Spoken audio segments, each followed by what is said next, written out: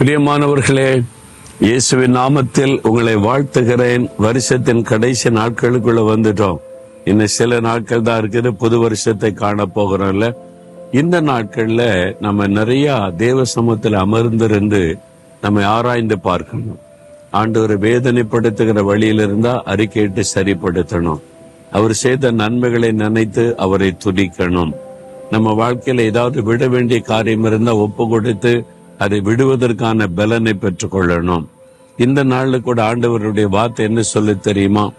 46ஆம் சங்கீதம் 10ஆம் வசனத்துல, நீங்கள் அமர்ந்திருந்து நானே தேவன் என்று அறிந்து கொள்ளுங்கள் என்று ஆண்டு சொல்றார். நீங்க அமர்ந்து இருக்கணும். இந்த நாட்கள் தேவ சமூகத்துல அமர்ந்திருக்க வேண்டிய நாட்கள். இந்த வருஷத்தின் இந்த கடைசி நாட்கள்ல தேவ சமூகத்திலே நீங்கள் அமர்ந்திருக்க பழகணும்.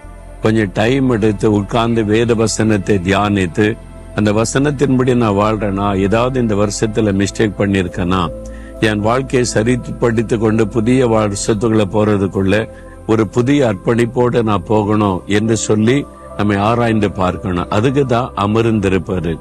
தேவனுடைய பாதப்படியில அமர்ந்து அவரை தியானிப்பது, வசனத்தை தியானிப்பது. அப்படி நீங்க அமர்ந்து இருக்கும் போது நிறைய காரியத்தை ஆண்டவர் பேசுவார்.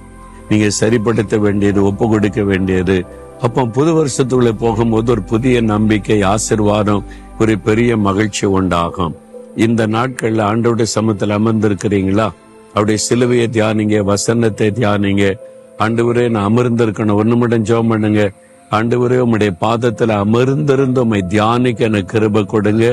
உம்மை முழுமையாய் அறிந்து கொள்ள உதவி செய்யுங்க, சரிப்படுத்திக் கொள்ள உதவி செய்யுங்க. இயேசுவின் நாமத்தில் ஜெபிக்கிறேன். ஆமேன், ஆமேன்.